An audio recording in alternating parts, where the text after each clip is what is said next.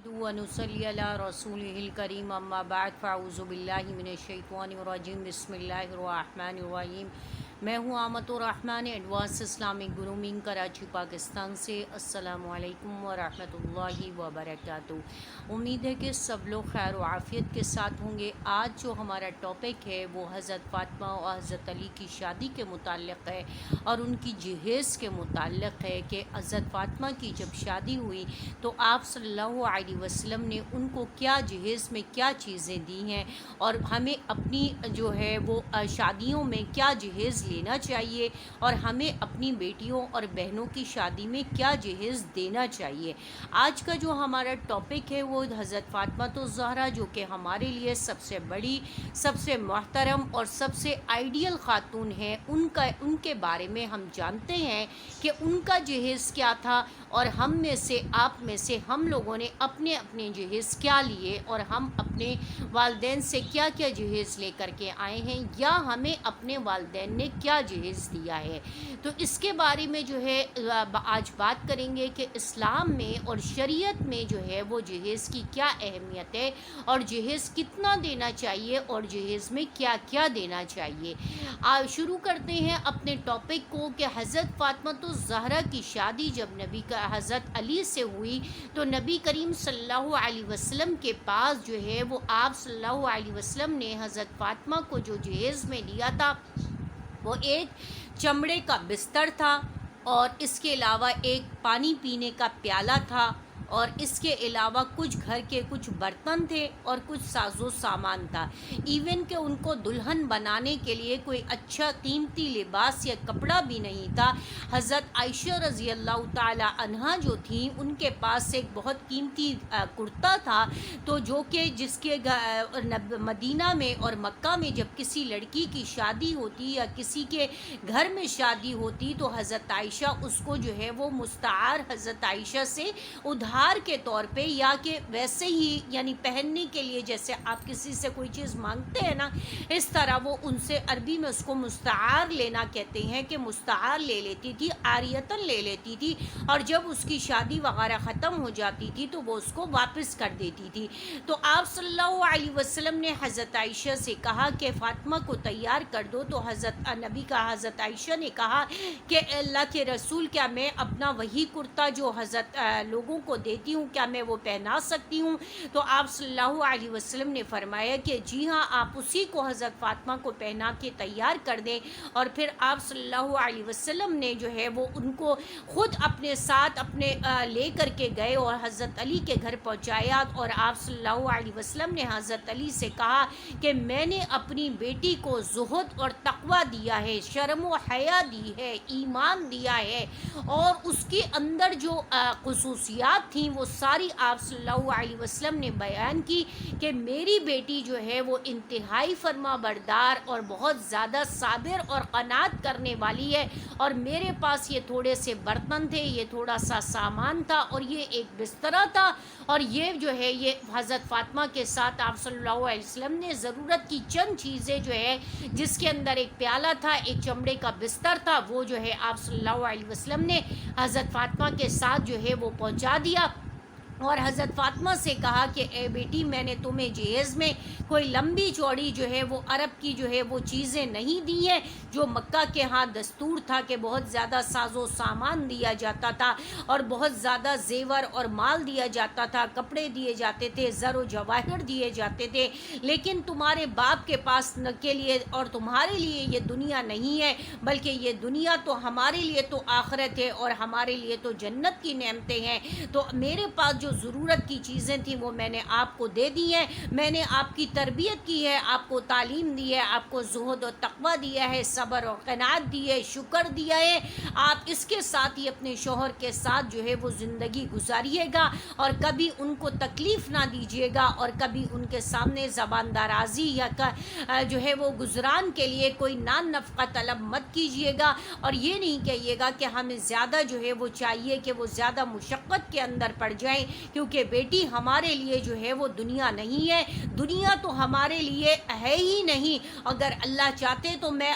اللہ چاہتے تو میں اس کو آپ کو بہت کچھ دے سکتا تھا، لیکن چونکہ آپ پیغمبر کی بیٹی ہیں اور پیغمبر کے لیے، اس کے گھرانے کے لیے، اس کی آل و اولاد کے لیے یہ جائز نہیں ہے کہ وہ دنیا کی زندگی میں یا دنیا کی چیزوں میں یا دنیا کے ساز و سامان میں اپنا دل لگائے گا یا اپنا وقت لگائے گا۔ تو اس لیے آپ بالکل صبر اور قناعت کے ساتھ جو آپ کو مل جائے اس پہ شکر ادا کیجئے گا، اور زیادہ جو ہے وہ اپنے شوہر کے ساتھ کسی چیز کا مطالبہ نہیں کیجئے گا۔ حضرت علی کے پاس گئے اور ان سے کہا کہ میرے پاس یہ ضرورت کی چند چیزیں تھیں جو میں نے اپنی بیٹی کو تعلیم و تربیت، صبر اور قناعت کے ساتھ جو ہے شرم و حیا کے ساتھ میں نے اس کو دی ہیں، تو آپ ان چیزوں کو استعمال کر سکتے ہیں۔ حضرت فاطمہ الزہرا فرماتی ہیں کہ وہ بستر تھا، رات کو ہم دونوں اس کے اوپر سو جاتے تھے اور صبح میں اپنے جانوروں کو اسی پر جو ہے وہ چارہ ڈال کر کے کھلاتی تھی، اور پھر لا کر کے واپس جو ہے وہ صاف ستھرا کر کے اس کو رکھ دیتی تھی۔ گھر کا سارا کاروبار یعنی کہ چکی پیسنا، چکی چلانا، برتن دھونا، گھر کی جھاڑو دینا، تمام کام حضرت فاطمہ الزہرا خود ہی کرتی تھی، اور اس کے باوجود اتنی عبادت گزار تھیں کہ ان کے زہد اور تقوی کی وجہ سے اللہ تعالیٰ نے ان کو سرداران جنت بنایا ہے۔ عورتوں میں سب سے پہلے جنت میں جو داخل ہونے والی خاتون ہیں وہ حضرت فاطمہ الزہرا ہیں۔ تو یہ تھی ان کی ان کا جہیز، اور یہ تھی ان کی شادی۔ اور آج ہم اپنا اور اپنے ارد گرد کا محاسبہ کریں کہ ہم لوگ اپنے جہیزوں میں کتنی چیزیں لے کر کے آئے ہیں، اور ہم جو جہیز ہمارے لوگ معاشرے میں جو جہیز بن گیا ہے، جو جہیز کی لعنت ہے، تو اس کو جو ہے وہ ہم کس طریقے سے ختم کر سکتے ہیں، اس کے بارے میں ضرور سوچئے، اور اپنی بیٹیوں کو زہد اور تقوی دیجئے، تعلیم و تربیت دیجئے، بجائے اس کے کہ ان کو ڈیمانڈنگ بنائیں، اور بجائے اس کے کہ وہ آپ سے فرمائشیں کریں۔ آج وہ آپ سے فرمائش کریں گے، آپ تو والدین ہیں، لیکن کل وہ شوہر کو جا کے بھی فرمائش کریں گی، اور شوہر جب ان کی فرمائشوں کو پورا نہیں کر سکیں گے تو پھر گھر میں لڑائی جھگڑے پیدا ہوتے ہیں۔ تو کوشش کیجئے کہ شروع سے بچیوں کی تربیت اس طریقے سے کریں کہ ان کے پاس جو ہے وہ صبر ہو۔ آپ کے پاس سب کچھ ہے، بہت کچھ ہے، آپ دے سکتی ہیں، سب کچھ کر سکتی ہیں، لیکن پھر بھی آپ ان کو جو ہے کبھی دیں اور کبھی نہ دیں، کبھی چیزوں کے فرمائشیں پوری کریں اور کبھی نہ کریں، اور ان کو سمجھاتی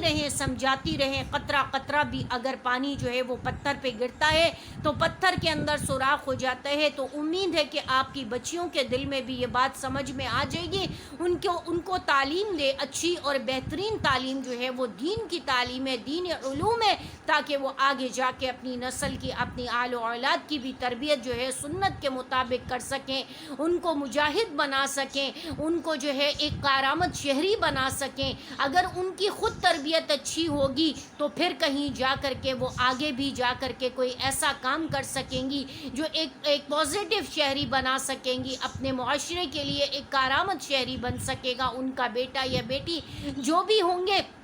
تو اپنی اولادوں کو شروع سے جہیز کی لعنت سے دور رکھیے، خود بھی اس چیز سے اعراض کیجیے، اور لوگوں کو بھی اس چیز پر موٹیویٹ کیجیے جو آپ کے انڈر میں لوگ آتے ہیں، آپ کی سراؤنڈنگ میں، کہ آپ اس لعنت کو، اس سے بہتر ہے کہ آپ بچیوں کو حج کروا دیجیے، بچیوں کو عمرہ کروا دیجیے، ان کو دینی تعلیم دے دیجیے، دین کی تعلیم کے زیور سے آراستہ کر دیجیے۔ اور اس کے علاوہ ہمارے جو شیخ تھے، اب تو ان کا دنیا میں نہیں رہے ہیں، وہ ہمیشہ ہم لوگوں کو کہتے تھے کہ بچیوں، اب جب آپ لوگوں کی شادیاں ہوں گی تو اس وقت آپ اپنے والدین سے جہیز کا تقاضا نہ کرنا، حج اللہ نے فرض کیا ہے، آپ کوشش کرو کہ شادی سے پہلے ہی حج کر لو، حج کا فریضہ ادا کر لو اور اللہ کے گھر ہو کر کے آ جاؤ۔ پتہ نہیں آئندہ زندگی میں آپ کا شوہر آپ کو حج کروا سکے نہ کروا سکے، وہ صاحب حیثیت ہوگا یا نہیں، کیونکہ آپ کو نہیں پتہ کہ آپ کا نکاح، آپ کی شادی کہاں ہونی ہے۔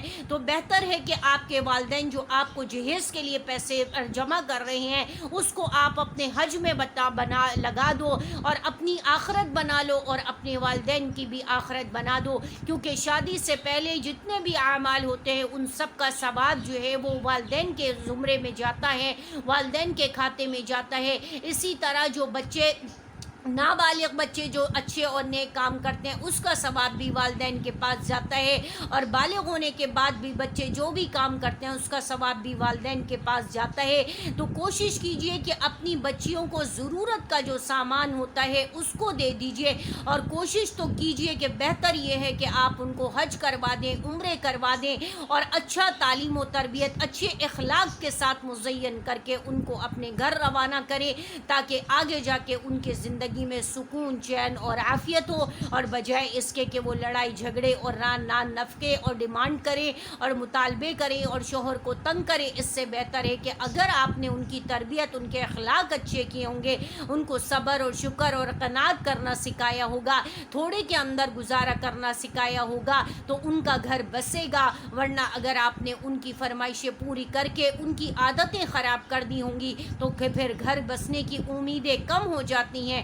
بہت کم ہوتے ہیں، کہ پھر آگے جا کر کے اگر تو شوہر افورڈنگ ہوتا ہے تو گھر کی گاڑی چلتی ہے، اور اگر وہ افورڈنگ نہیں ہوتا ہے تو پھر گھر کی گاڑی چلنا ناممکن ہو جاتی ہے۔ تو بہتر ہے کہ دینی تعلیم سے، دینی علوم سے، اور اخلاق اور عادات اور صبر اور شکر کی قناعت اپنی بچیوں کو جہیز میں دیں۔ وآخر دعوانا الحمدللہ رب العالمین۔ السلام علیکم ورحمۃ اللہ وبرکاتہ۔